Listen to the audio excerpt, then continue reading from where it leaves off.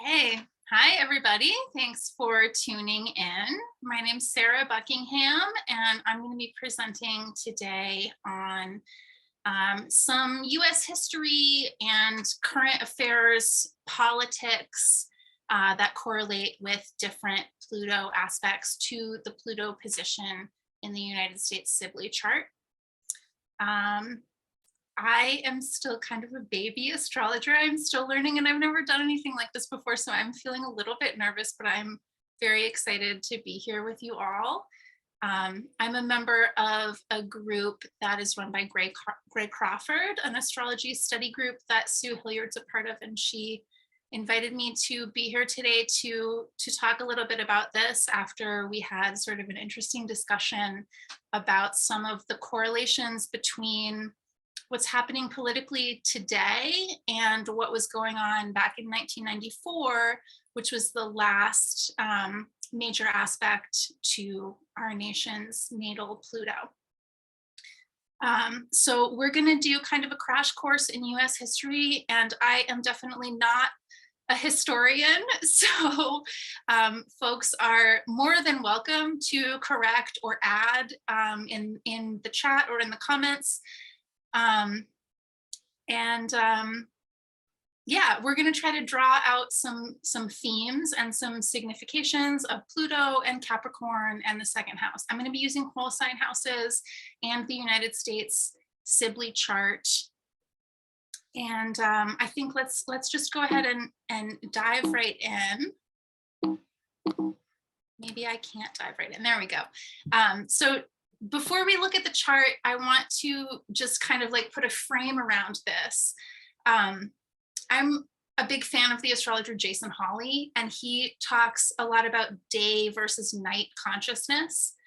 And so I've kind of taken that concept on board and kind of run with it. And that is kind of the frame that I'm viewing, or the lens, I should say, that I'm viewing the US Pluto return through. And so when we think of planets that are traditionally assigned a masculine gender, I would rather think of them as daytime consciousness. And so the qualities of the daytime sect, the planets Jupiter, Saturn, and the Sun, are light, visibility, definition, objectivity, things that are measurable and materiable and sort of reliable and concrete. The masculine, stability, or sort of things that have like a static and maybe more reliable, less changeable kind of nature. And then also day consciousness really goes with the cognitive, with the mind, with logic and reason and science, as I mentioned before. And these are culturally coded as being human and good and things that we feel safe with. And I say culturally coded because I'm not personally subscribing to these value judgments of like one is good and one is bad, but I'm wanting us to kind of recognize that throughout the history of Western civilization, we've had this tendency to really prioritize and privilege day consciousness over night consciousness. And so we tend to value these daytime qualities more than the night. And we tend to, like I said, kind of privilege and prioritize, and then use day consciousness to dominate the nighttime qualities, which are the darkness, which we dominate with artificial light, things that are invisible, undefined, the subjective or the internal, the unquantifiable, immaterial, feminine parts of our reality, fluidity, abstraction, things that are embodied as opposed to cognitive, and things that are illogical and emotional. And we have, again, historically coded those as being inhuman, as being negative or bad in some way, and as being things that might pose some kind of threat to us. And according to traditional sect, those nighttime planets or those feminine planets would be the Moon, Venus, and Mars. Of course, there's no traditional sect or signification for Pluto, but I think that it's pretty obvious. I think that most of us would agree that Pluto looks like it's a nighttime planet.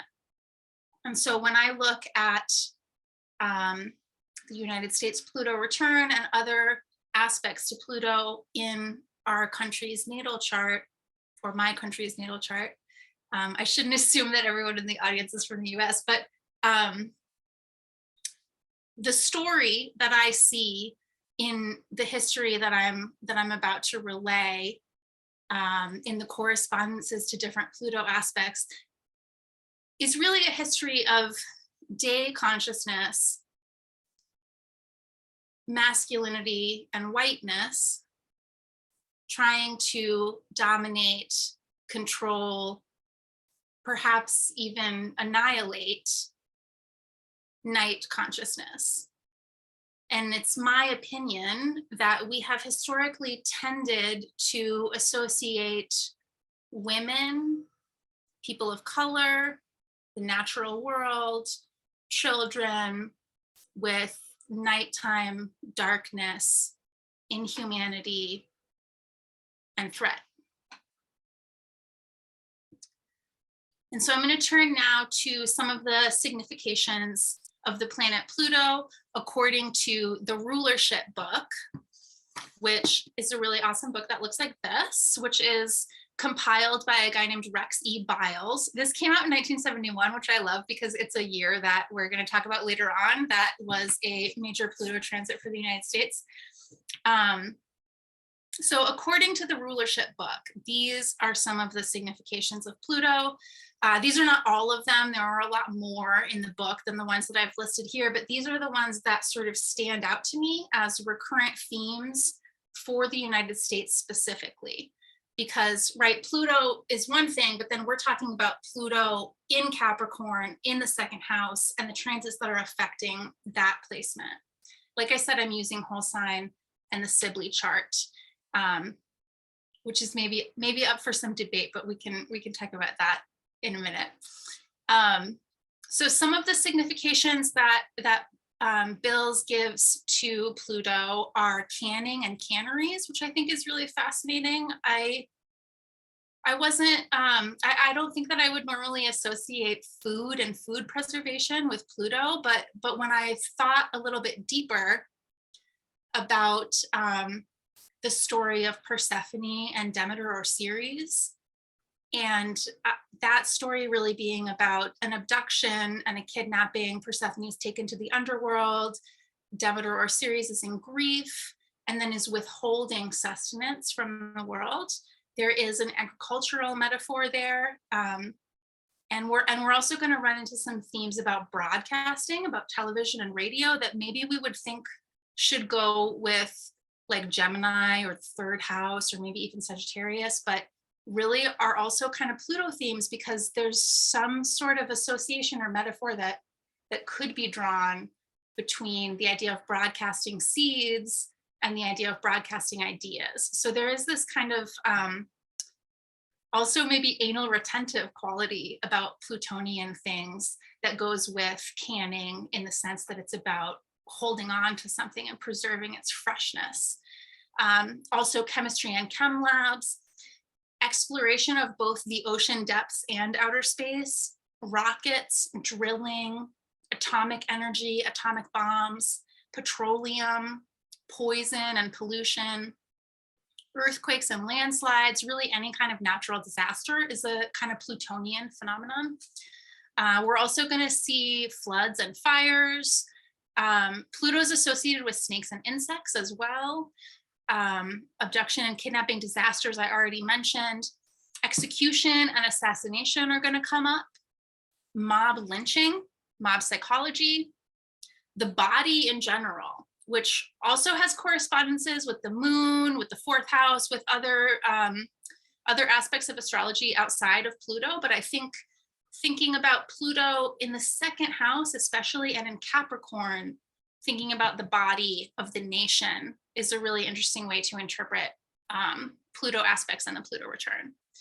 And of course, also elements of regeneration of the body, reproduction and abortion, issues with sex and sexual assault, the Me Too movement, of course, sex work, pornography, disease and inoculation. Obviously, we're dealing with still the COVID pandemic, and now monkeypox and polio seems like it's back right now. So epidemics and eradication are both significations of Pluto, along with pestilence, plague, disablement. It's a mass disabling event here in COVID. Global war, annihilation, Holocaust and quagmire, espionage, revolutionary upheaval, and terrorist activities. A lot of domestic terrorism is going to come up in these Pluto aspect years. Massacres and just general violence, vandalism, crime. Gangsters is an interesting signification to me, because obviously Pluto is the ruler of the underworld. And so when we think about the criminal underworld, it's gang activity. Extremism and conspiracies, fanaticism, and just subversives generally are given to Pluto, according to Bills. And also mysticism, witches and witchcraft, black magic. Those are really interesting when we think about the parallels to fascism that are going to pop up with some of the periods of time that we're going to look at in just a few moments. A huge theme also is labor. And this is one that I think is sort of surprising for Pluto. But really, labor and collective bargaining and trade unions are it's a very repetitive piece of every Pluto aspect that we're gonna review. And national planning for the benefit of the people. We're going to talk about the New Deal. And it's also interesting to me that Bills associates socialism with Pluto, but communism with Uranus. We'll see. So here's the birth chart for the United States, at least one of them. This is the Sibley chart. We could have a debate about the time and maybe even the exact date of this chart. But I think regardless of where we decide the United States was really born, Pluto is not going to move very far from 27 degrees of Capricorn. And so I think we can sort of trust that that is our natal Pluto, even if we have some reason to kind of mistrust or disbelieve that this is our natal chart.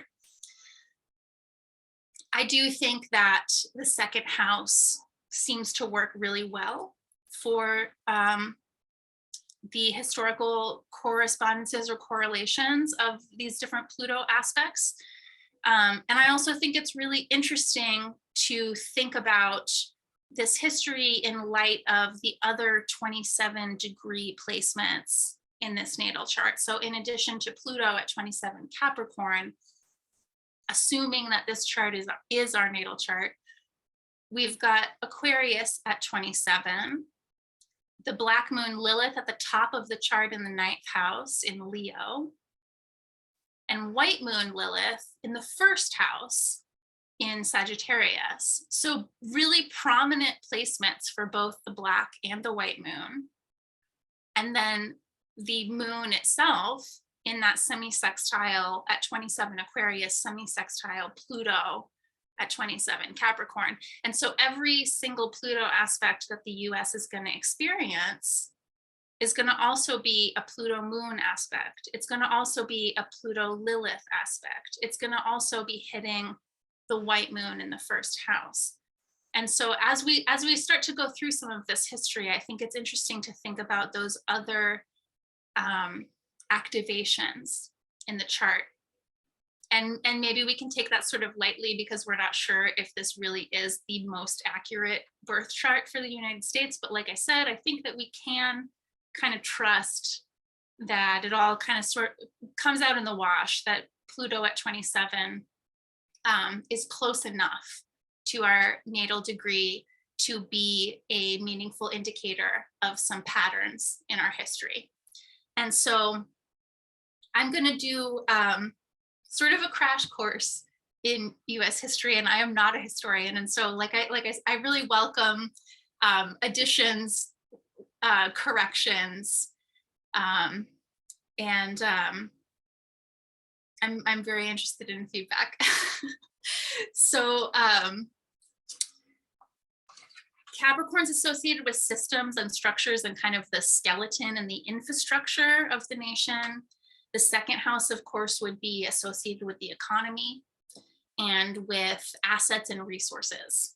Like, what do I have? What do I have access to? What, themes of ownership, like what is mine, what belongs to me, what can I access, and what do I value? Values and beliefs are also aspects of the second house. And when I think about Pluto in Cap in the second house, for me, thinking in the context of the history of the United States, the USA was built on slavery. That's where my mind goes. And so the assets of the second house, at least some of those assets are the bodies, right? We said Pluto, according to Bills, is associated with the body. So the assets of the second house for the United States are the bodies of enslaved people and immigrants who built the infrastructure, which is Capricorn, and the wealth, which is the second house of this nation. And of course, also the women's bodies that gave birth to that labor force. And so we're talking about resources, yeah, but really human resources in a lot of ways. And it's not just forced labor through slavery, but literal forced labor. I mean, we just saw the overturn of Roe v. Wade, and that's going to be something that's going to come up again and again in the history. So we'll start with taking a brief look at the last time that Pluto was in Capricorn at the birth of the United States. And then I'm going to skip ahead to the Pluto opposition in Cancer. And then we're going to go through each of the aspects, through each of the signs on that left side of the chart until we come to today at the Pluto return in Capricorn. Obviously, there's a ton of other transits that were happening through all of these times in history. None of this is happening in a vacuum. None of this can be attributed solely to Pluto. But we can only track one thing at a time. And because it's the Pluto return now, I was interested in looking at what was happening at the last major Pluto aspect and previous Pluto aspects through history, and what are the patterns, what are the themes, and how can we sort of, what themes can we sort of draw out to help us think about what might be coming ahead? And those predictions, in my mind, I hope are not going to feel so doom and gloomy, but more like a weather forecast where we can prepare for what's coming. There's a quote that I think that it was Chani Nicholas, but maybe I have the attribution wrong, but I love this quote, the idea that the best way to predict the future is to create it. And so we're in the Pluto return right now. 2 out of the 3 exact hits of that transit have already taken place. The third and final one is going to be at the end of this year. And so we still get to kind of decide how we want to respond to what's happening and maybe have a chance to shape what's going to occur in the future.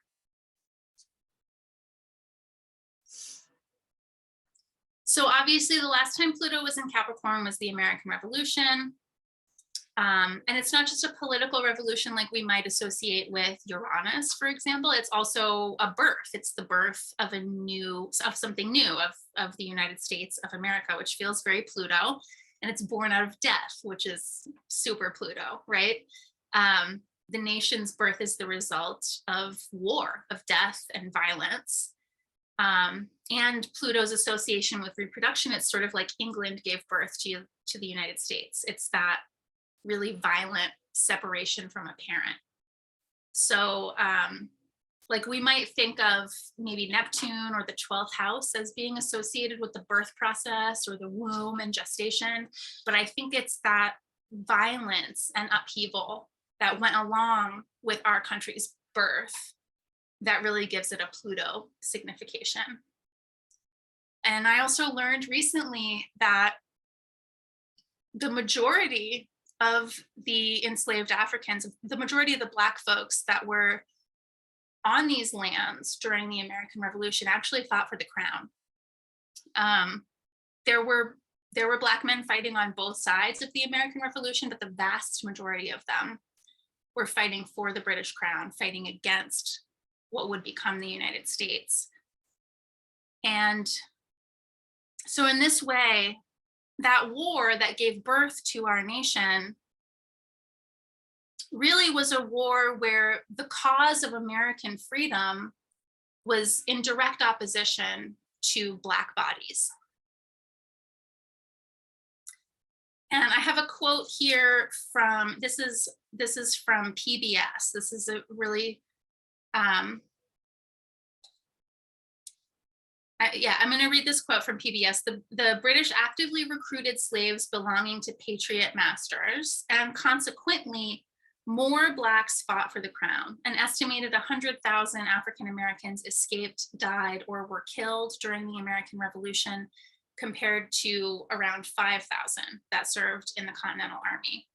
And they say that if George Washington had wanted to, he could have tried to recruit Black men to participate on the Patriot side rather than with the Loyalists, but that was not his ambition. So again, I think it's really interesting to think about the birth of the country being about white men fighting for their freedom and liberation, like freedom and liberation for themselves against Black men right from the start of the United States. And if we look even further back to the previous time that Pluto was in Capricorn before the Revolutionary War era, that was, it was during the time that enslaved African people were first brought overseas in about 1525. Kidnapped, abandoned Pluto themes to travel across the ocean in order to build wealth, second house, Capricorn, for the colonists of the New World. I think I would associate Capricorn and accumulation of wealth with Jupiter, but that abduction, kidnapping makes it a really Plutonic theme. And it's also about the body and about a real darkness, a literal abduction of dark-skinned bodies. And of course, also like very much about death, trauma, and debt, which are also all Pluto themes, and grief and loss. The other thing that's sort of interesting about that time period, a little bit later, but still the last Pluto and Capricorn transit, is that around 1582, we switched to the Gregorian calendar. And so this is a real transformation, Pluto, of how we keep time and how we structure our time, which is very Capricorn.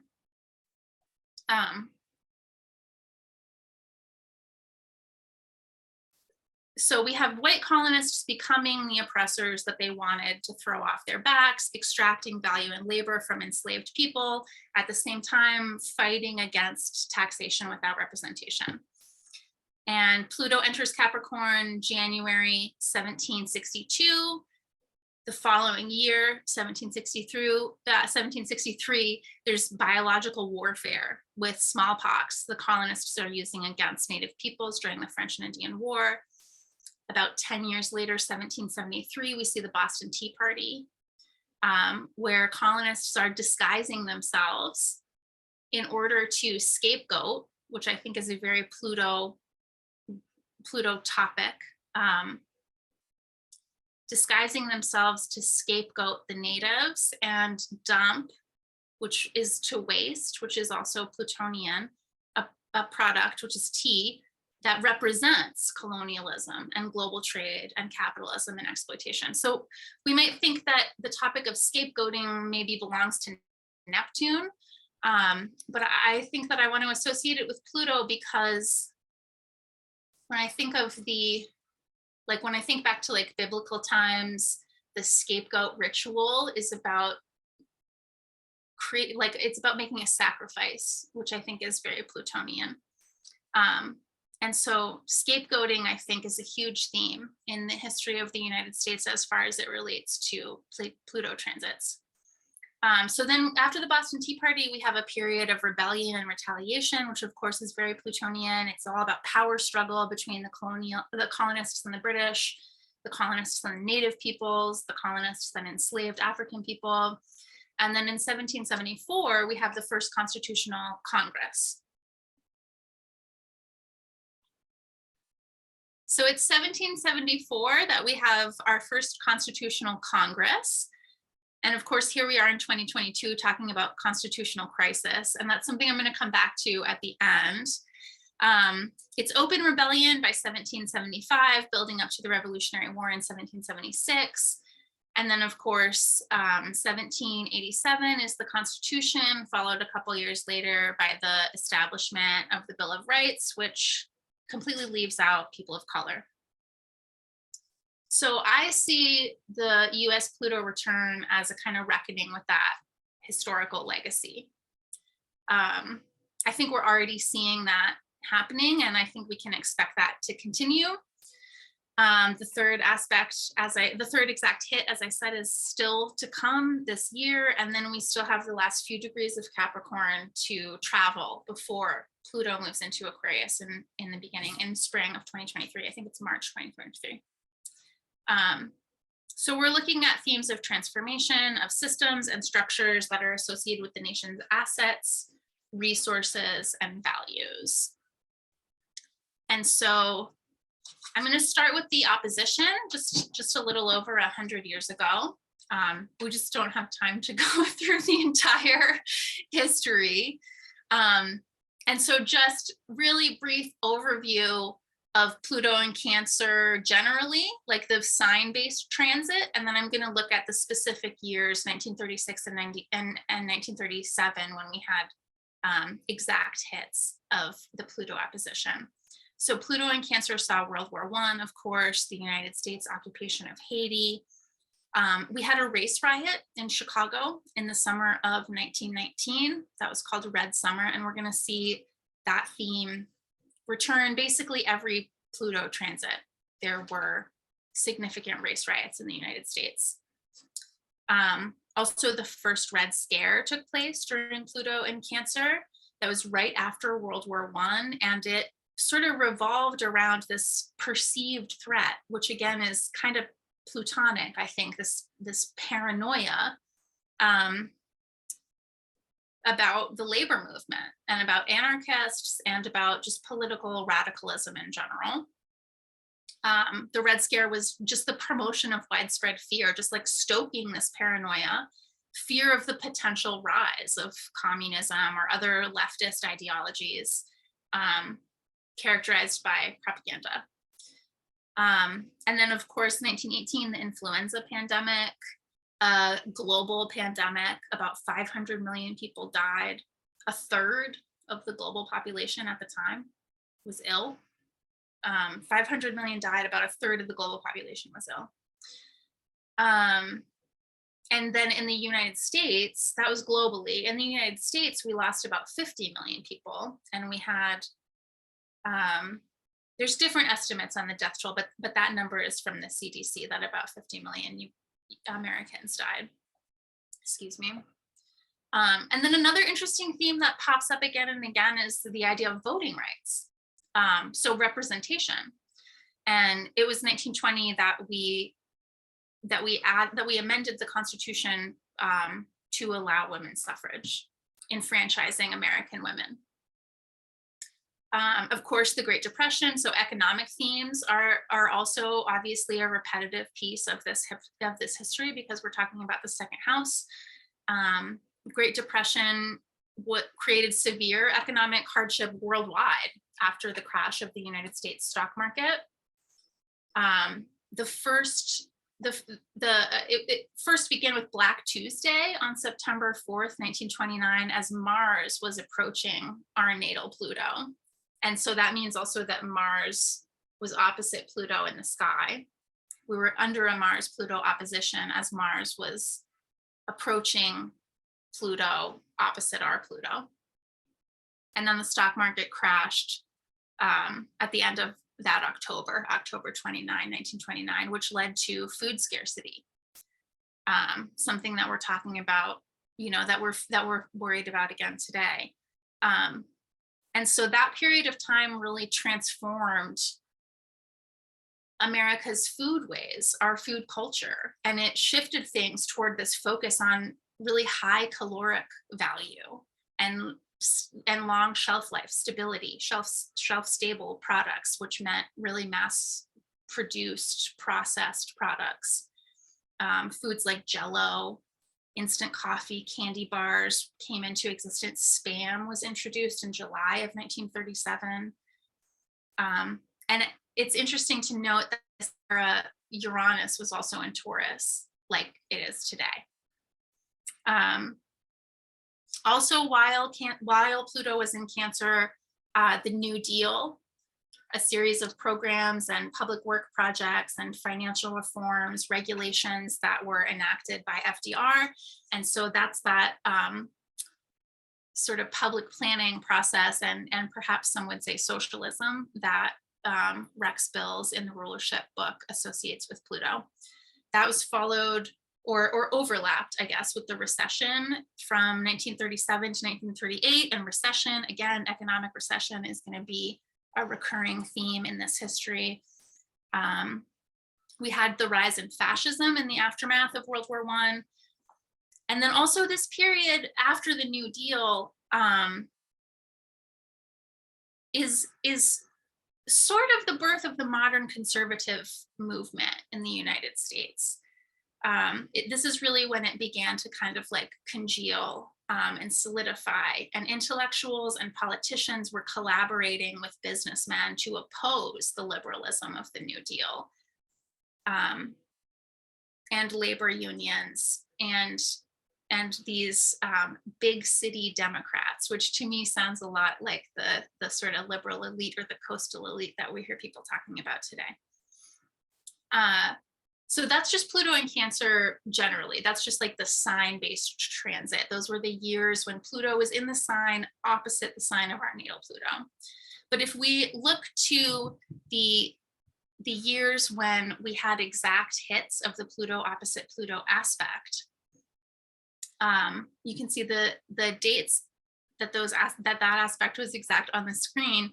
The correlations with those exact hits are really interesting. So in the summer of 1936, we had the Olympics in Nazi Germany.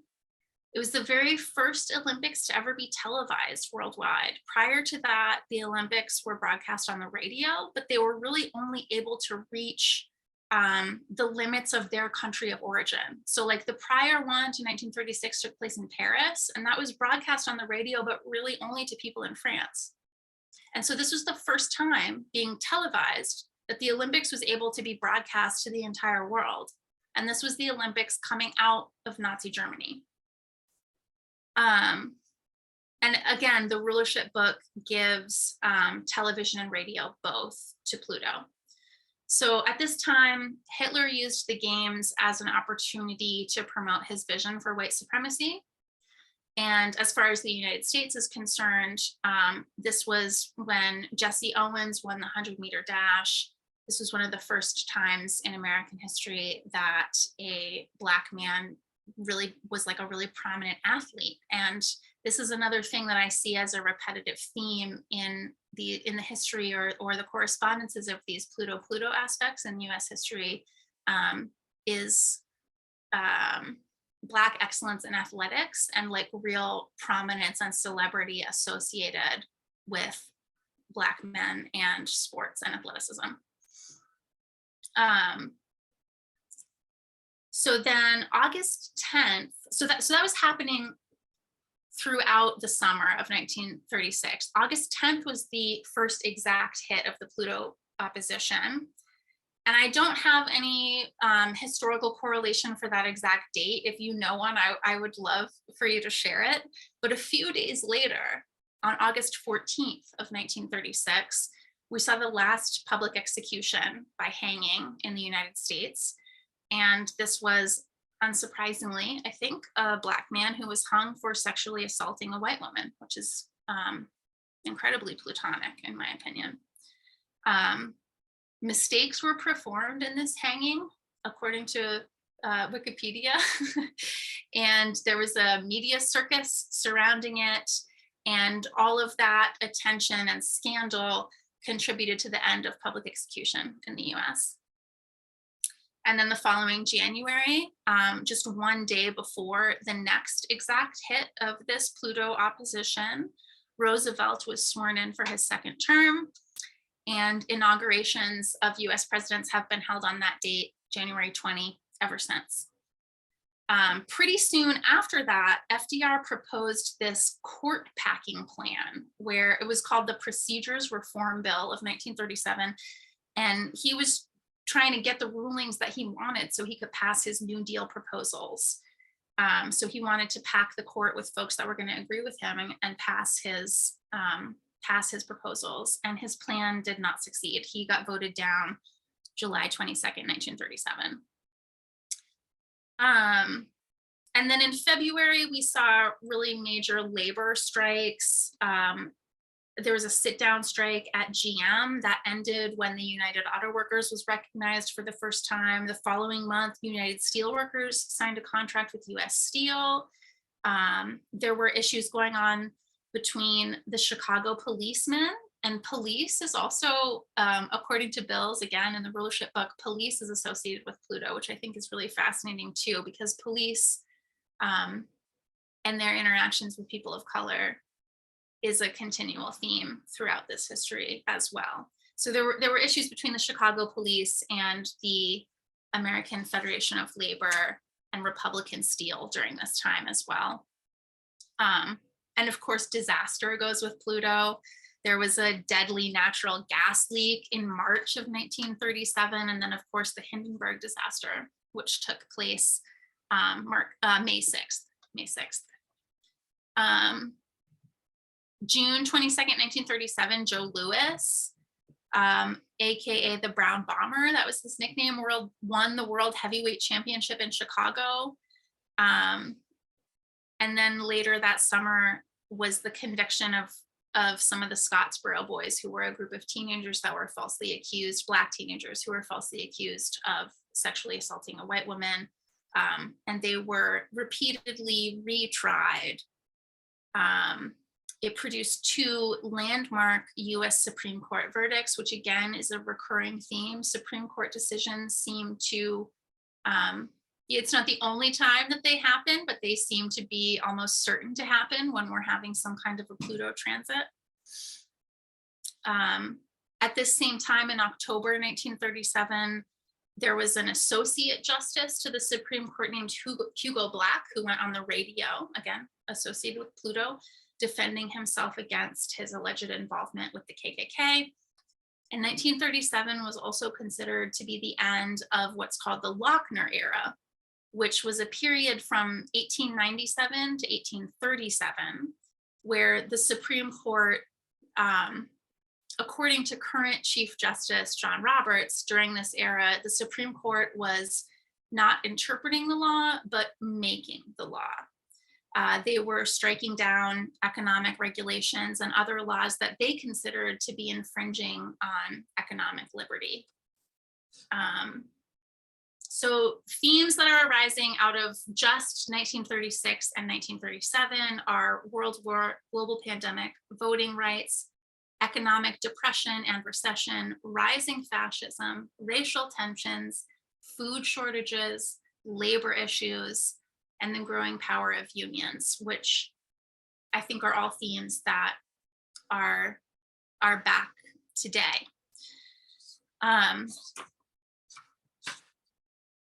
So then we move into Pluto in Leo, which was a minor aspect. I'm not going to spend a ton of time here. Just for context, this was the era of World War II. The Cold War began during this period as well. And then we had a repetition of the Red Scare. This was the era of McCarthyism and the House Un-American Activities Commission. And what I think is really interesting about this period, despite the fact that the quincunx or the inconjunct, that 150-degree aspect, is considered a minor aspect in astrology, what stands out to me here is that this is one of the only times, maybe the only time, that each exact hit of the transit has a significant event associated with that very day. During other periods, it's sometimes right before or right after the exact transit. And here we have, we're seeing the Vietnam War begin, developments with the polio vaccine, but at the first exact hit of the Pluto quincunx Pluto, President Eisenhower has a heart attack. At the second exact hit, there is, let me find my notes on this, United States Secretary of State John Dulles, who of airport fame, he was authorized by the he authorized the Department of Defense to go on this salvage mission to South Vietnam to try and retrieve about $1 billion worth of military equipment that had been abandoned by the French. And so the idea of salvage, I think, is kind of Pluto. Again, we're talking about like anal retention and trying to preserve. And I think like the idea of compost is very Plutonic. And so the idea of like turning garbage into gold, trying to get something left behind and like seize the value, I think is very Plutonic. And it's, yeah, like left behind, like something that was abandoned, which is Pluto by the French. And then the third exact transit brings us this civil aviation disaster, excuse me, a civil aviation disaster and a huge fire in an oil refinery. So that's really fascinating. And I think also the polio vaccine is really fascinating to consider, because we're seeing news in the last couple of weeks about polio returning and making a resurgence in the United States, I think specifically in New York.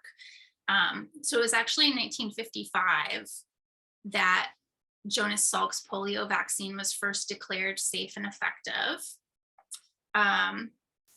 This was also the same year that a ship called the USS Nautilus became operational. It was the first nuclear powered submarine, which again is very Pluto, both nuclear and submarine, going under through the deep ocean, and nuclear power are Pluto themes that come up again and again.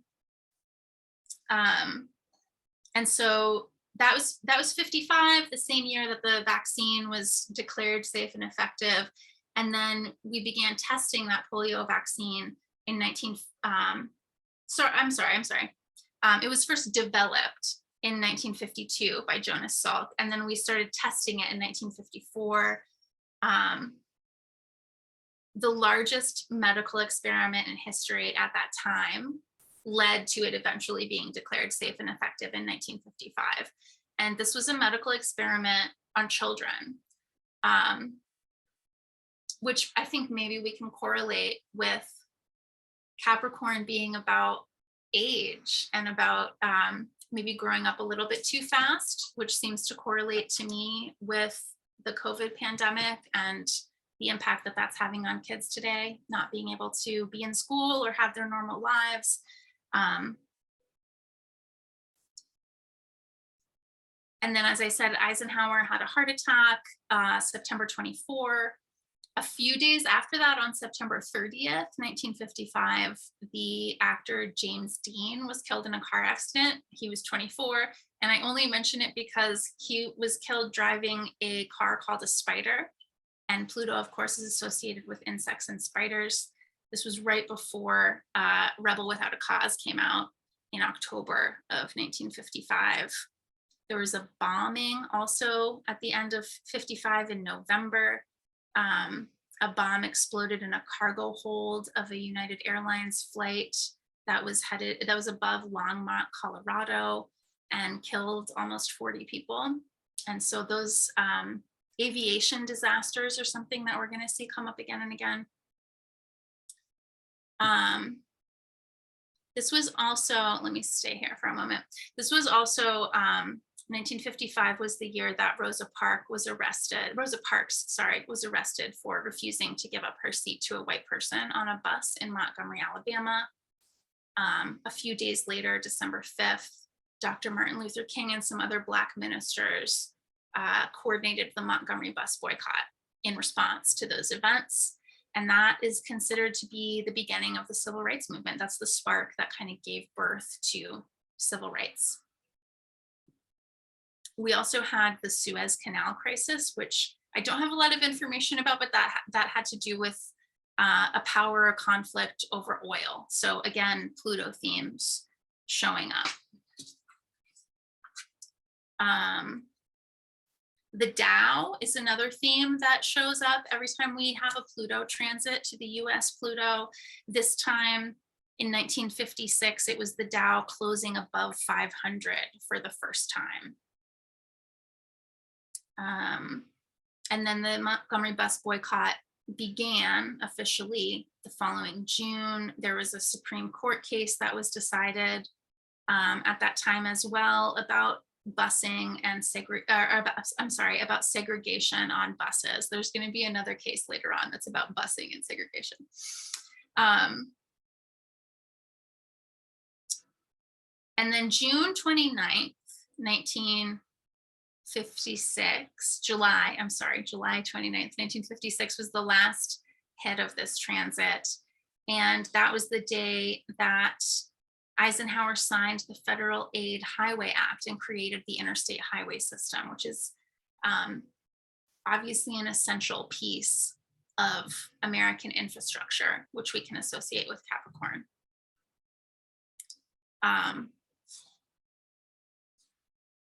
I think also Leo, maybe. I think there's something about American highway culture and driving that feels very Leo to me. Let's see where we are here. So before we leave Pluto in Leo, quincunx Pluto in Capricorn, there are a couple of more significant events.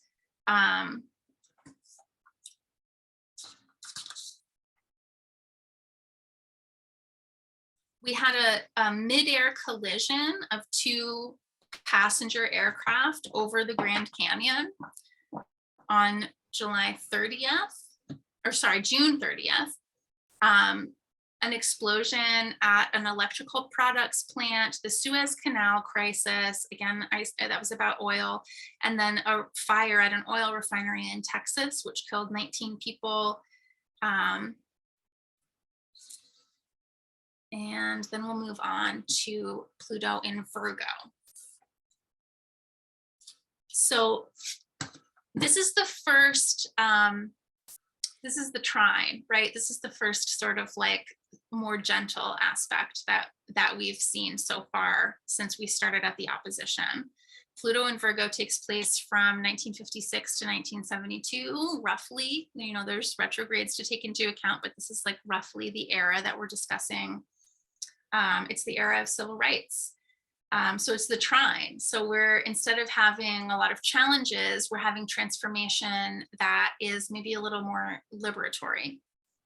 We see women's lib and the sexual revolution. Still struggles and disruption and civil unrest, however, with race riots in Chicago in '68, which is interesting because the last time that there was a race riot in Chicago was back in 19 at the Pluto opposition. There was also one the year prior to that in Newark, a race riot in 1967.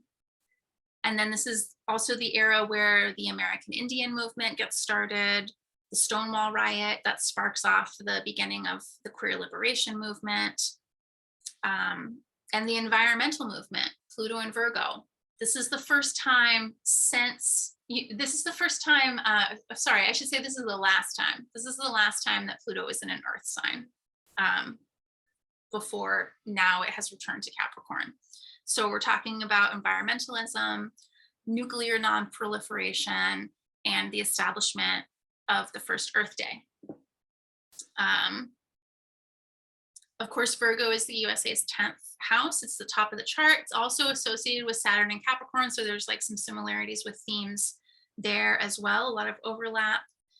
And being in the 10th house, being at the top of the chart, it's about reputation and recognition, right? And so civil rights is all about struggles for recognition, for representation in politics, for representation in terms of getting rights and privileges out of the political system. And again, it's the second house for our natal Pluto. So those rights are often about accessing resources. So Nuclear Non-Proliferation Treaty goes into effect 1968, or signed 1968, goes into effect 1970. 1970 is also the death of the Beatles. The band broke up, and that was sort of a marker of the death of the 60s.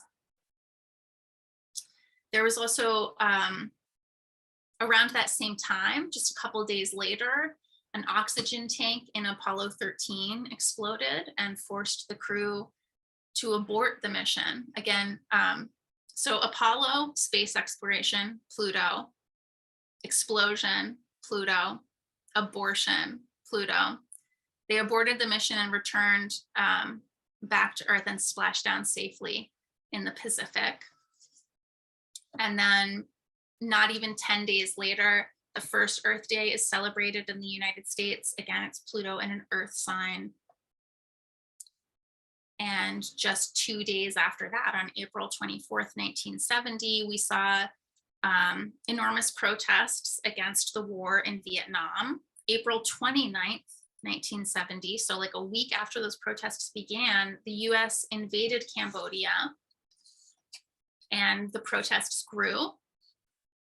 Nixon announced a further expansion of the war, and we saw the Kent State Massacre. So massacre, again, is something that the Rulership book gives to Pluto, massacre and police, both.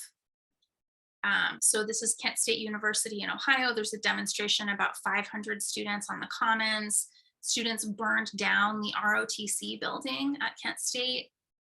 And then on May 4th, some National Guardsmen confronted and killed 4 of the students. They injured 10 others.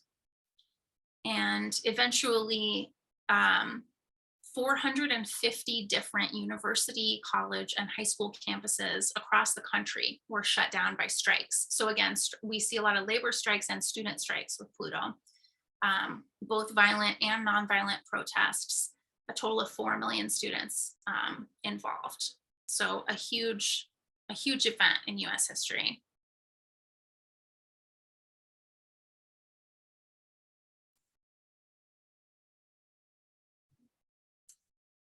And then September 29, 1970, which is the first exact Pluto trine Pluto, the United States Congress gives President Richard Nixon authority to sell arms to Israel following what's called the Black September crisis in Jordan. The US saw the opportunity to use Israel to combat Soviet influence in the Arab world. And then moving to the next exact hit of this aspect, April 20th, 1971, the Supreme Court case Swan versus the Charlotte-Mecklenburg Board of Education. This was the case about busing students. That it was ruled that busing students in order to achieve racial desegregation was constitutional. That same day, April 20th, 1971, National Public Radio went live for the first time. So radio, again, is associated with Pluto. And the idea of the national public radio is really interesting because, again, we're saying that according to the Rulership book, at least socialism is Plutonic. And so there's something interesting about the national public radio starting to broadcast at this time. And then we get to the third exact hit, July 24th, 1971. There weren't any major news events that I could correlate with this exact day, but just 2 days after, there was a huge, the Apollo 15 mission launched. So that was a significant event, again, of space exploration. Other major US events during this period of 70 and 71 that aren't exactly lining up perfectly with the exact transits, but are in these years when we were having our Pluto aspects. Earthquakes in San Fernando Valley of California, which are going to come up again. Like I said, women's liberation. There was a big march on March 6, 1971. And the New York Times began publishing the Pentagon Papers, which exposed classified government documents related to the Vietnam War. And so, of course, Pluto is said to be the great revealer. So we get revelations of government secrets. 71 was also the beginning of the war on drugs, where Nixon, back in his 1968 campaign, had made this plan to sort of attack the anti-war left, the Vietnam protesters, the hippies, and Black people by targeting marijuana and heroin and criminalizing both of those really heavily so that we could disrupt those communities. He thought he could arrest those leaders, raid their homes, break up their meetings, and vilify them night after night on the evening news. And this is a quote from John Ehrlichman, who worked in the Nixon administration during those years. He says, "Did we know we were lying about drugs? Of course we did." So lies again, maybe Neptune, but also Pluto. And drugs also, we might associate drugs with Neptune or Jupiter, but I think the sort of secret operation and the manipulation and the political tactics feels very Plutonic to me. And of course, we're talking about Pluto and Cap in the second. So it's government trying to control people, what they have access to, what they put in their bodies, and making a lot of money off of criminalizing drugs. It's really all about power and control and trying to put down these leftist movements. Shortly after that, the 26th Amendment is ratified. So constitutional amendments is another big theme, and voting rights is another big theme. The 26th Amendment was the amendment that lowered the voting age from 21 down to 18. So it expanded voting rights. That was followed in September of 1971 by Attica, which we could call a riot or a rebellion or a massacre. They're all Pluto. That was riot had the highest number of fatalities in the history of United States prison uprisings. And then in November of 71, D.B. Cooper, who famously hijacked a plane after robbing a bank and mysteriously disappeared, which couldn't be more Plutonic. It was also the very end of 1971 that Roe versus Wade was first argued before the Supreme Court, December 13th, 1981. Pluto was at the first degree of Libra. So of course, that's something that comes up again. Before we leave Virgo, though, a series of really significant environmental legislations were passed during these years. Creation of the World Wildlife Foundation, land and water conservation, wilderness preservation, a national trails system was created, National Wild and Scenic Rivers Act, a new national environmental policy, Earth Day, as we said, the Clean Air Act, the Environmental Protection Agency came into being, was birthed for the first time, Greenpeace came into existence, the Clean Water Act, and the Endangered Species Act. And then one more that's really kind of weird before we pass on from 1971. This was the year that FedEx, the company, the shipping company, was born. And recently, I want to say it was maybe in March of this year, but I'd have to double check. I don't know. It was sometime recently. There were stories coming out about FedEx drivers just dumping packages in the woods and not delivering them. And I don't know if other people have had issues with FedEx, but I know for me, when I order things from other carriers, they come. And when I have things coming on FedEx, they're almost never here. And so It seems like maybe there's something happening in the chart for the birth of FedEx that has to do with this Pluto trine and now the Pluto return, where they were born and now they're having some problems. And I don't know if maybe they're dying. I don't know. I'm not going to predict what's happening to FedEx, but that was like a interesting kind of correlation that I noticed. I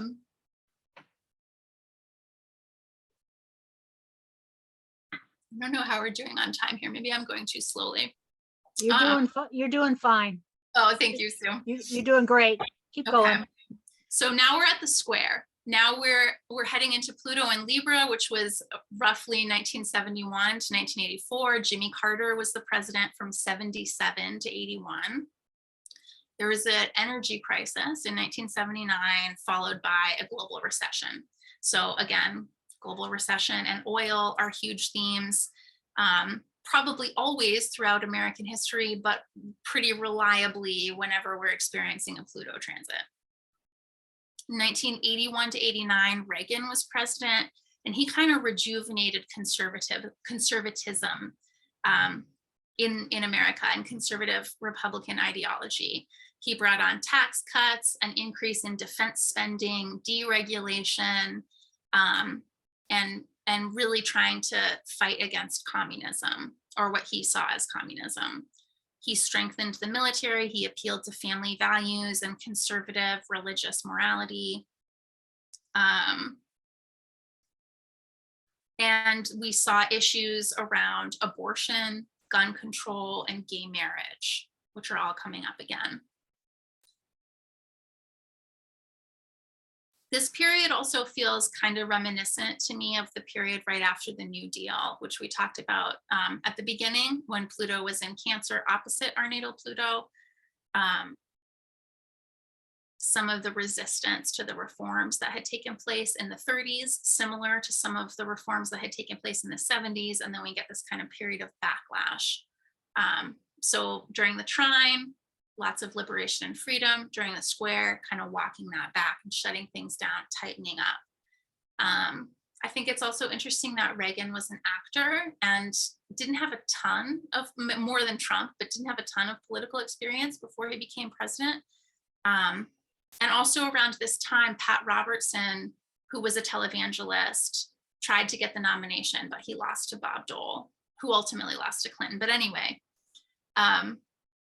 I just want to point out that Trump was not really a new phenomenon in terms of being a reality TV star, that the Republicans have been running actors and televangelists at least since Ronald Reagan.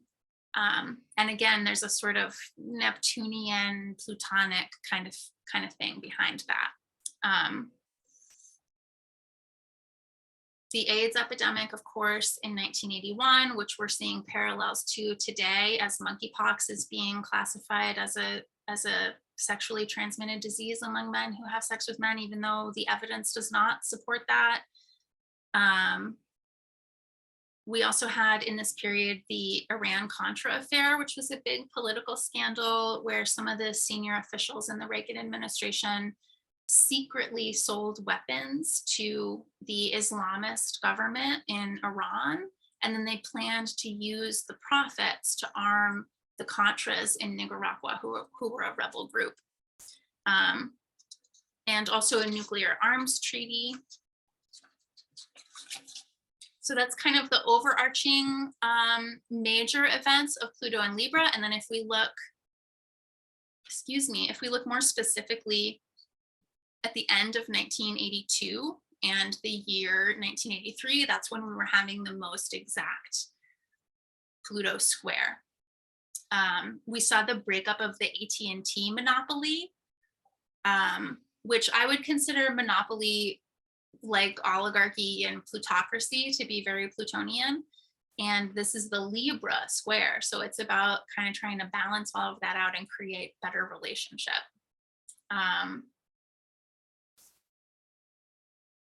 And then this was also the year that Disney opened Epcot, which is something that I forgot. I neglected this in my previous summaries, but we see Disney coming up again and again, where Disney World was first started I think at the opposition. It was at one of these Pluto aspects. Disney came into existence and then they expanded with Epcot in 1982.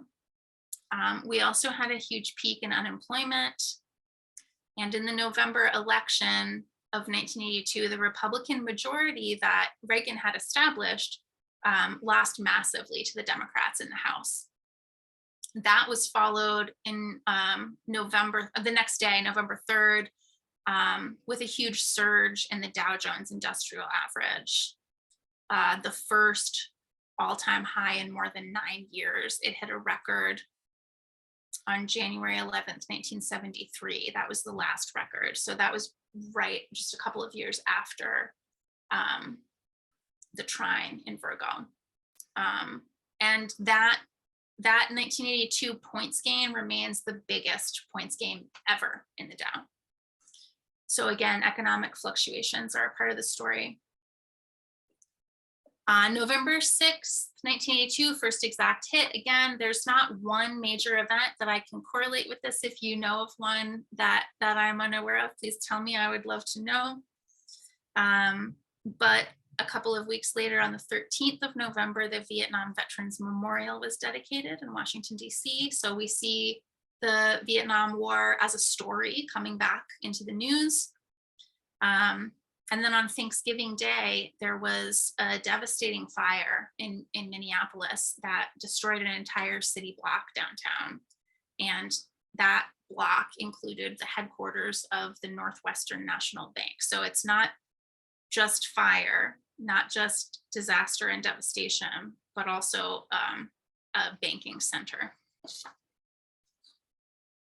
And then if we skip to 1983, that January, there was a volcanic eruption in Hawaii, which was not declared to be over until 2018. It just kept erupting. And also in January 1983, Apple released the Lisa computer, one of the first Apple home computers. We're going to see Apple come up again and again also with the iPhone in 2007. And again, we saw the San Fernando Valley have an earthquake during that trine aspect. And now during this square, there's an earthquake in Coalinga, causing 94 injuries, but about $10 million in losses. So thankfully, not too many people were hurt, but still like a huge devastating economic impact. And then again, on May 10th, 1983, there's not an exact event to correlate with that day, but shortly thereafter, there was a explosion at a fireworks manufacturing facility, the Benton fireworks disaster. So again, fire and destruction and devastation are popping up. There was a major hurricane that August that hit the Texas coast, and Philadelphia Arena was destroyed by arson also that August. And then of course, the Challenger explosion. So this is right before the third and final exact hit of the Pluto square. It's on August 30th. Pluto square, Pluto goes exact August 31st, and the space shuttle Challenger explodes. And it was carrying the first African-American astronaut. I don't know if I'm going to say his name right, Juan S. Bluford. He was aboard.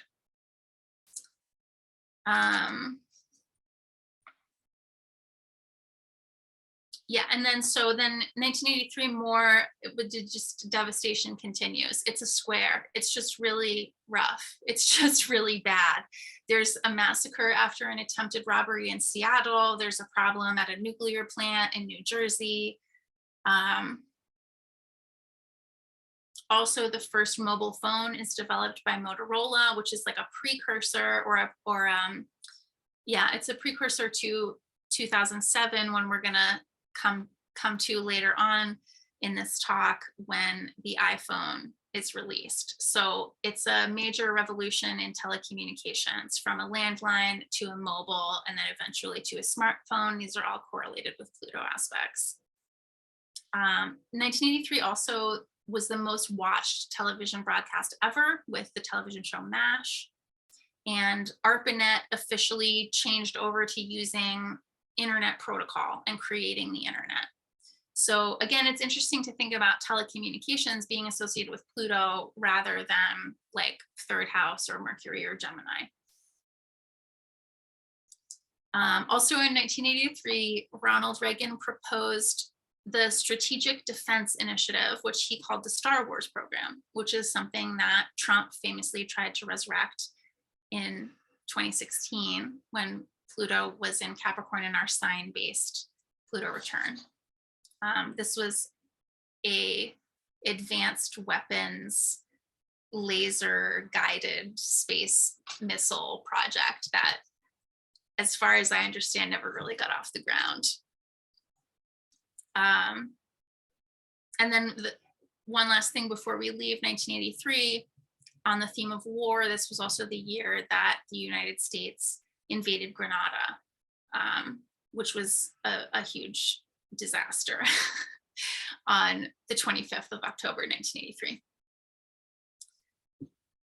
And then we move into Pluto in Scorpio. We've got a couple of hurricanes. Actually, let me back up. Sorry, just to give some context of Pluto and Scorpio, what's going on, like big picture. We were involved in the Gulf War. We saw the launch of the Hubble Space Telescope. So again, space exploration is coming up. And there were race riots in Los Angeles after the LAPD beated Rodney King. I think there were riots for like 5 days in the spring of 1992, followed by these two major hurricanes. So Hurricane Andrew was the costliest natural disaster to hit the Gulf Coast ever until Katrina in 2005.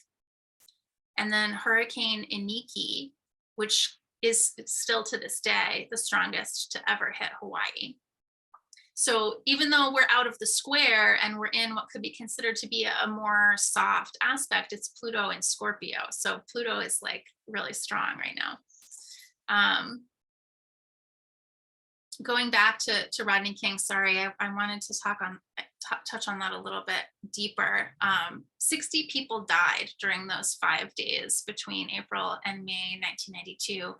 And over $1 billion of property damage after the LAPD were acquitted of beating Rodney King. It was a super high profile police brutality, instance of police brutality that led to these public protests and riots, and eventually to police reform. So this is the first viral video of police brutality. And in some ways we could say that virality is Plutonic because we're associating disease with Pluto. And we're associating with television with Pluto. So that viral video, the videography is like TV. And the police, again, according to the Rulership book, police are given to Mars, Saturn, Virgo, and the 6th house, but also to Pluto and Jupiter. So then April 29th of this year, 2022, marked the 30th anniversary of the Rodney King incident. And Time magazine says today that the police reforms that came out of this have failed. So this is also the millennial generation. This is my generation, Pluto and Scorpio generation. We're obsessed with healing trauma and investigating true crime. 1993, there was a truck bomb at the World Trade Center, kind of a preview for 9/11. In January 1994, the United States, Russia, and Ukraine agreed that Ukraine would dismantle its nuclear weapons. So again, we're talking about nukes and atomic energy. And Russia was going to offer security assurances to Ukraine if it accepted this non-proliferation treaty. So non-proliferation is coming back from the trine in the 70s. And this is a story that's going to develop further when Russia eventually invades Ukraine. And there is some issue with this 1994 Budapest memorandum where Ukraine was supposed to get these security assurances that it didn't get. And again, earthquakes in the San Fernando Valley, January 17th, 1994, the famous Northridge earthquake is an echo of the California earthquakes that we had under the square in May 1983. And we just had one about 3 days ago, the beginning of August 2022. There was another earthquake in the San Fernando Valley in California as we are in our Pluto return. So April 14th was the second exact sextile, followed shortly after by the death of former President Richard Nixon on April 22nd. And then a couple of days after that, April 25th, the largest high school arson ever in the United States. So we've gotten pretty used to mass shootings here in the US, unfortunately. This was an instance of a student burning down their high school, resulting in over $15 billion of damages. And so this is interesting to me again, because we're seeing a lot of disasters and devastation that are resulting in a lot of damage to property and infrastructure, and not necessarily a dramatic loss of life. The loss of life is more associated, it seems to me, with like war and disease, and these sort of inciting incidents, or like these things that just kind of seem to like spark out of nowhere that are associated with these Pluto aspects are causing a lot more property damage than loss of life. And then we get to the fall of 1994. I think I have a slide for that. NAFTA goes into effect. Paula Jones is accusing Bill Clinton of sexual harassment. And of course, we're going to see sexual harassment come up again with the Monica Lewinsky trial when Pluto gets into Sagittarius. We talked about the Northridge earthquake, Nixon's death. There was the federal assault weapons ban and the Violence Against Women Act. So again, we're dealing with issues of weapons and women's bodies and violence, violent crime and control.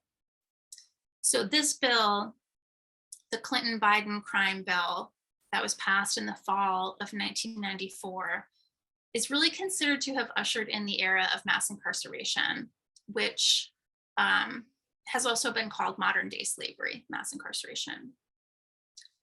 And there's an interesting parallel, again, to something that has happened in very recent news, in current events today in 2022. Joe Biden, who is now our president, has just passed another massive criminal justice bill that increases funding for police. And sort of similar to seeing the riots that came in the wake of Rodney King a few years before this, this bill gets passed as the aspect is perfecting, just like in the present day in 2022, we saw the Black Lives Matter movement, protests around people of color and police brutality, murder of Black people by police, leading into Biden passing this bill that is going to increase funding for police.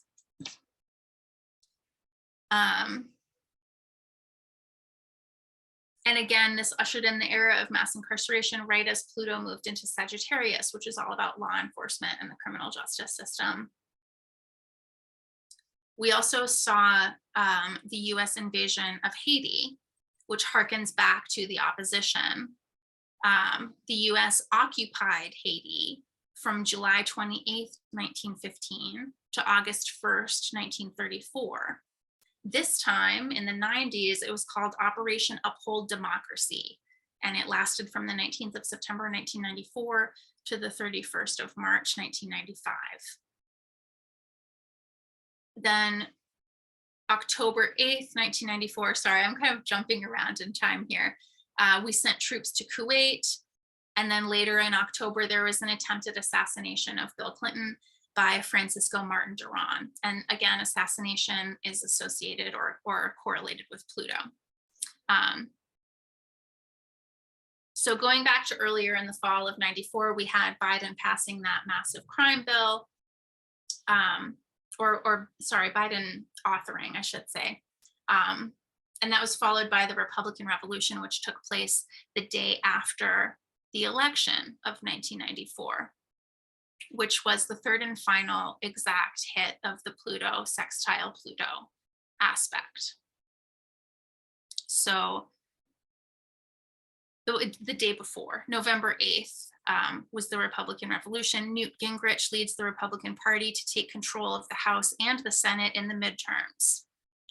It was the first time in 40 years that the Republicans had control of both houses of Congress. And George W. Bush was elected governor of Texas. He would later become the president, of course. And so here we are in a similar situation today where, like I said, we are seeing in the lead up to a very influential midterm election, really significant and important protests about police brutality and Black lives and the value, right? Second house of Black bodies, Capricorn. Heading into a midterm election where then there is a takeover, and then a person who will eventually take the seat of presidential power is also elected during that time to a place of state power before they ascend to national power.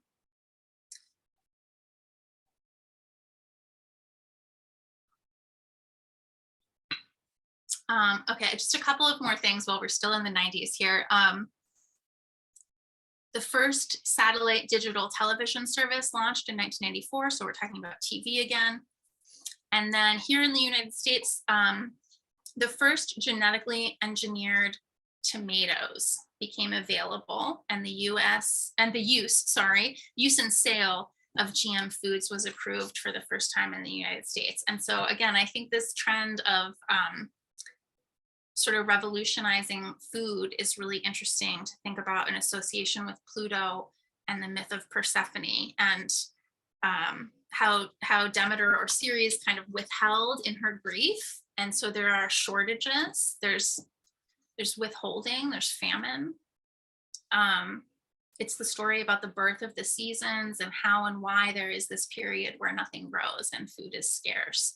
And Pluto in Scorpio represents deep transformation, like maybe at the genetic level, like we're manipulating the genes of these plants in order to try and control the darkness, in order to try to manage that period of grief and loss that is the fallow period where we're not able to produce agriculturally.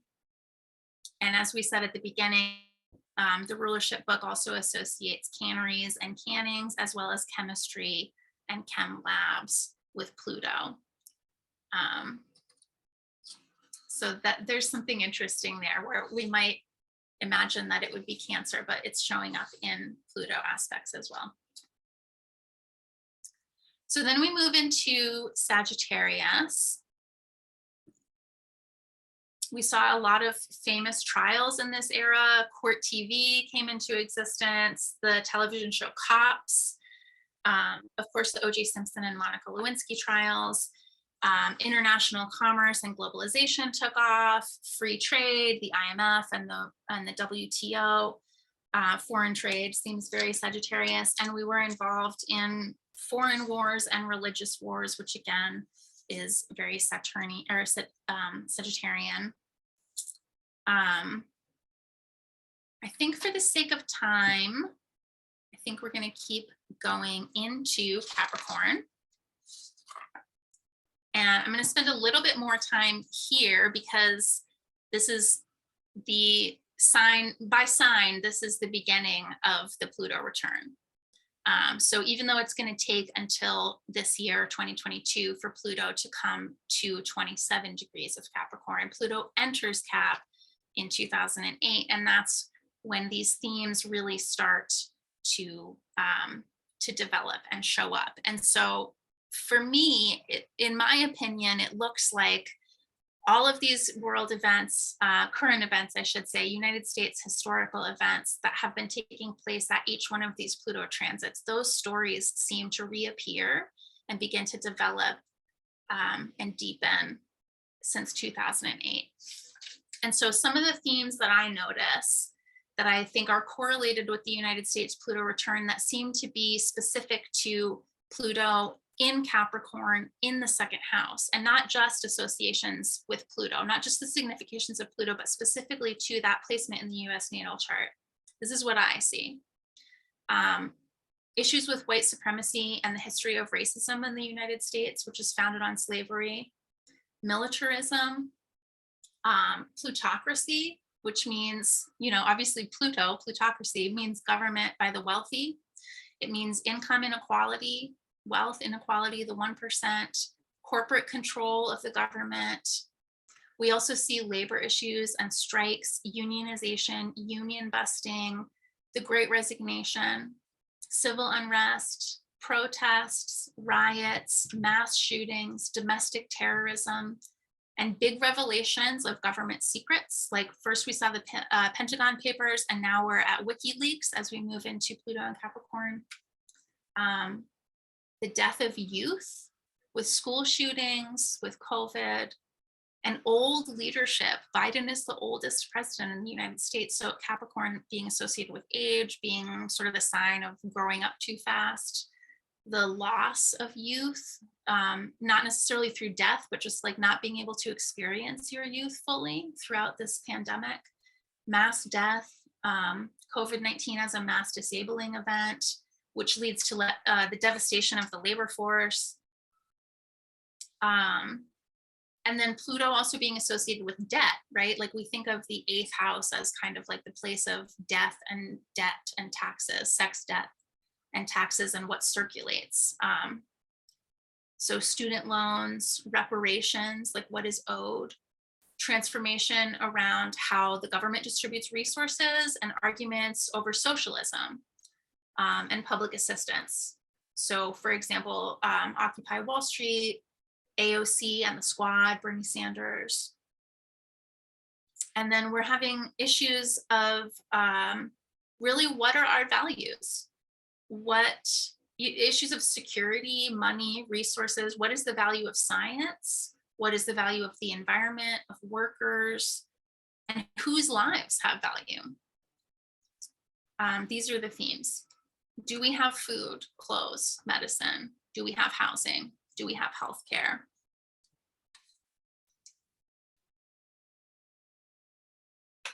And so in 2007,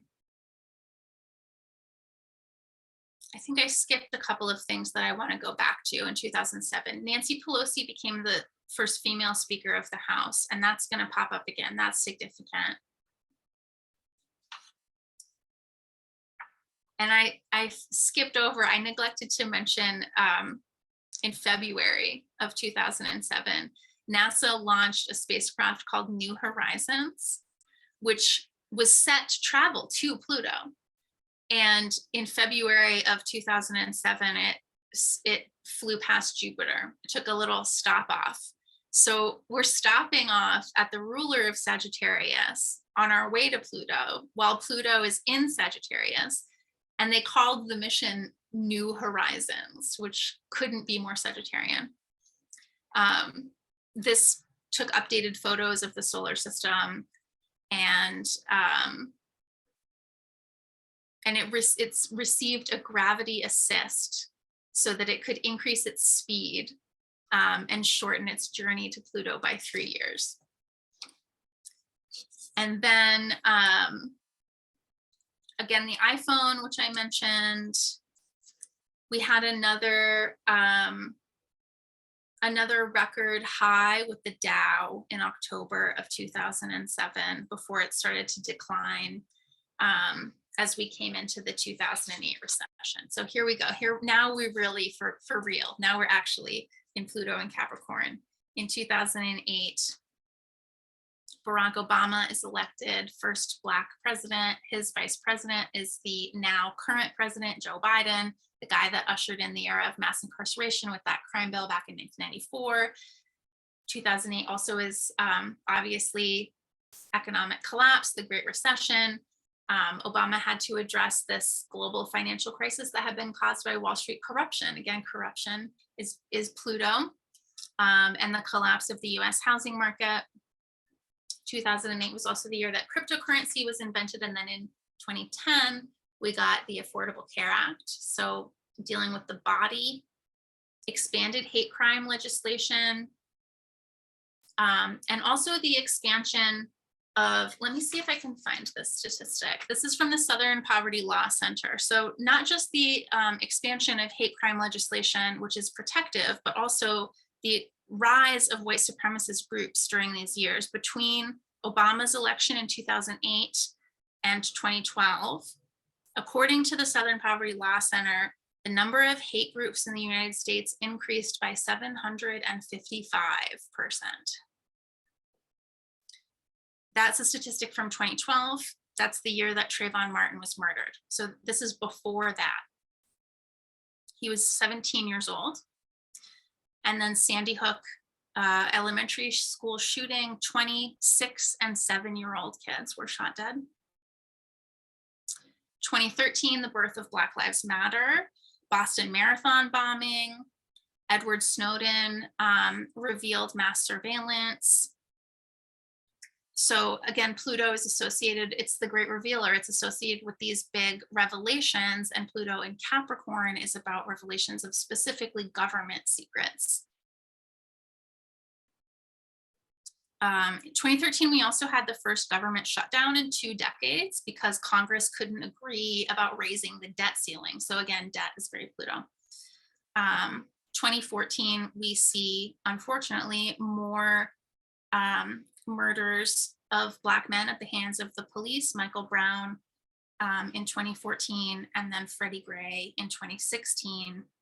And the New York Times reported that this period was the lowest point in race relations in the United States since Rodney King, which of course we saw was another Pluto aspect. 2014, there's also some developments in the Ukraine that are interesting, but I'm going to try to just stick with the United States stuff just for the sake of time.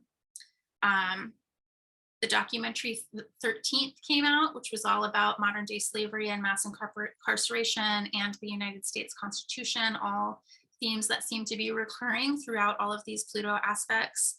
And obviously Trump got elected in 2016 with his slogan, "Make America Great Again," which seems to be kind of a recognition of American decline. And of course, Pluto is all about decline and death and decay. With Trump's election comes the rise in the alt-right. White supremacists are infiltrating local police forces. Black Lives Matter is growing as a movement. Colin Kaepernick famously took a knee. He knelt down, and Capricorn rules the knees. And Black athletes have been something that has come up again and again throughout this history. The following year, 2017, we see another development in the story around women's liberation and abortion, where the global gag rule is reinstated, which means basically that funding is denied to abortion providers. That same year, 2017, protests in Charlottesville, where some neo-Nazis were carrying torches and chanting the phrase "Jews will not replace us." This was maybe the beginning of the Great Replacement narrative, which in my personal opinion is very connected to the abortion narrative, because it seems to me that it's about wanting to make sure that white babies are born so that white people maintain the majority population and maintain power and privilege in this country. Trump called them good people and instituted some tax cuts in response to these events. Withdrew from a trade agreement, from a climate agreement, issued a travel ban against Muslim majority countries. We had another school shooting in Parkland, which led to a March for Our Lives. So now we've seen a march for women's lives. We've seen Black Lives Matter. And now we're seeing students, school kids, marching for their lives. And then in 2018, Trump abolished the, I'm sorry, this isn't funny. I don't know why. It's kind of funny. In 2018, Trump abolished the office that took care of planning for pandemics and major threats to public health. It was called the White House's National Security Council Directorate for Global Health, Security, and Biodefense. So we got rid of that in 2018. In 2019, Trump was impeached for the first time. There's more mass shootings. There's another government shutdown. And it seems like the Trump administration is starting to shift the focus away from the Middle East.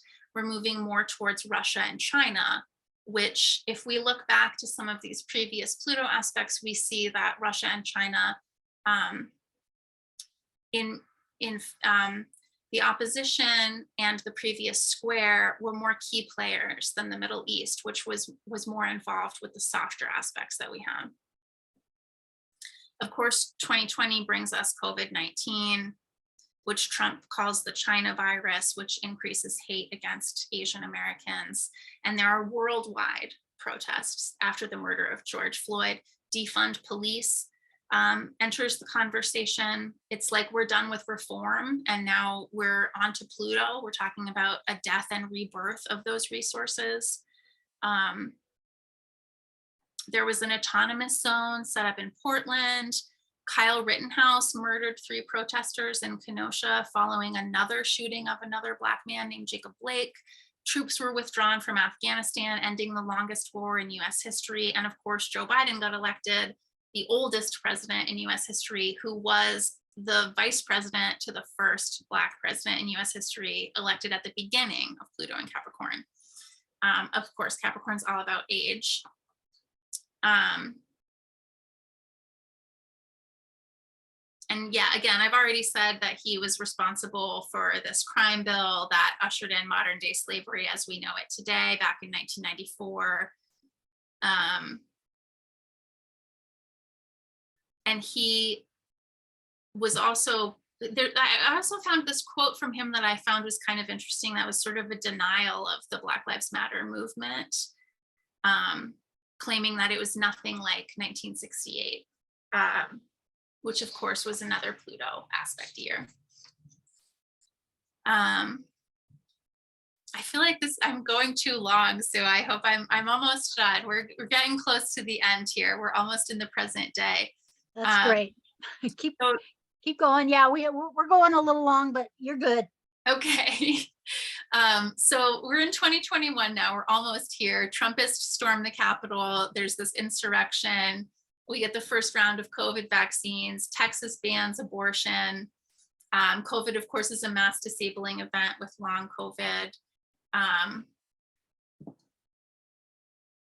And then we start having a conversation about the Great Resignation. People are talking about feeling like wage slaves. There's strikes all over the place, specifically though, with teachers and nurses, historically professions that are done by women and poor people and people of color. Meanwhile, we had the biggest defense spending bill in history, even though the war is supposed to be over. And that year, 19 different states enacted voting restrictions. So again, we're seeing the theme of voting rights coming up. Yeah, okay, so that brings us into 2022, which I think we're all familiar with. I think we've already mentioned that Pluto is the great revealer. I've been hearing people since 2020 talk about, wow, the pandemic has really showed us fill in the blank. It's revealing so much. And it's feeling to me like this Pluto return really goes along with the sentiment in the culture right now is really reflecting the Pluto return aspect, that people are feeling like the world is kind of falling apart. It's the apocalypse. And apocalypse means revelations in Greek. So there's a sense that the old world has to die before the new world can be born, which is, of course, very Plutonic. And so far this year, sorry, I didn't advance my slides. So far this year, we've had 2 exact hits to our natal Pluto, February 20th and July 11th. And again, nothing on those exact dates, but close by in February 22, we had that freedom convoy where truckers were blocking a bridge between the US and Canada in protest of vaccine mandates. And that same month, we also had another record-breaking day with the Dow, but this time it was a sharp fall in response to Russia's invasion of Ukraine. And that same exact day, the former police officers that murdered George Floyd were convicted. And the next day, February 25th, Biden nominated his pick, Justice Brown Jackson, to fill the vacant Supreme Court seat. So again, the Supreme Court is coming up. And again, the Supreme Court, that following June, there was a leak. So again, the great revealer, Pluto letting out secrets. The leak was about the Roe v. Wade decision, which was eventually overturned on June 24th. And let's see, what else am I missing? So the bill that I referred to earlier, Biden's sort of second iteration of this 1994 crime bill, that increases police funding, came on July 21st of this year. And another big development that seems associated with our Pluto return was the first images coming back from the James Webb Space Telescope were published by NASA. So again, an incredible, mind-blowing space exploration advancement. And this is literally looking back in time. It couldn't be more Capricorn, and it could change our understanding of time or our relationship to it in the same way that that shift towards the Gregorian calendar did all the way back in the previous Pluto and Capricorn before the founding of the United States back in the 1500s. The other story that seems to be coming up again right now is Nancy Pelosi in Taiwan. So of course, she's part of this story because she became the first first female Speaker of the House during a Pluto aspect. And now here we are in the return. She's going to Taiwan. The last time a US senior official went to Taiwan was 1994. It was Newt Gingrich. And so this is, again, a repetition of the same kind of story, paralleling now with 1994, the last major Pluto-Pluto aspect. And there's a lot of tension with China surrounding this visit from Pelosi. And of course, we also just had an assassination of an Al-Qaeda leader take place that harkens back to the assassination of bin Laden back in 2011. And like I mentioned previously, August 3rd, 2022, there was another earthquake in the San Fernando Valley of California. And so what I want to end with, and I thank you for sticking with me. This has gone on much longer than I anticipated. I appreciate your attention so much. What I want to end with is an idea from this guy named Bruce Ackerman, who is at Yale Law School. And he makes a distinction between normal politics and what he calls constitutional politics. And constitutional politics, according to this guy Ackerman, is when the really big stuff happens and when everyday people get involved and massive change takes place. And he says this has happened 4 times in US history. And those times, according to him, are the founding, which of course was Pluto and Capricorn, Reconstruction, which was the era right after the Civil War. That was 1865-ish to 1877. And that was also a Pluto square. I didn't talk about that one. It was the one before the Pluto Libra square. not a perfect alignment, but they overlapped with each other. So those were the first two. And then the third time period of constitutional politics in the United States, according to Ackerman, is the New Deal, which was the Pluto in Cancer oppositional aspect.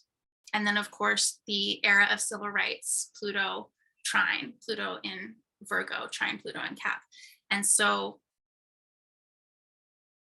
we could speculate that perhaps with this Pluto return, we're heading into the fifth era of what he calls constitutional politics, where everyday people get involved in political decision making and making change that is really lasting and impactful in the United States. And it remains to be seen which direction that change will go. And so the way that I want to kind of end is with the idea that the best way to predict the future is to create it. And that if we can discern some patterns from the history, we might be able to predict what's coming in a way that will allow us to prepare and organize and make some choice about the direction that things are going to go. So thank you so much for having me and for sticking with me through this lengthy crash course in US history and Pluto. And I'm really looking forward to thoughts and feedback and critiques and additions and questions. Sarah, that was awesome. I am so pleased, and I think you're ending with, we need to create the future, is just perfect. After showing all, the correlations you made are just amazing. Thank you so much for gracing us with your presence. Well, thank you it was so much a great for having me. timeline. Thanks. It was my pleasure. Well, and we hope to see you again.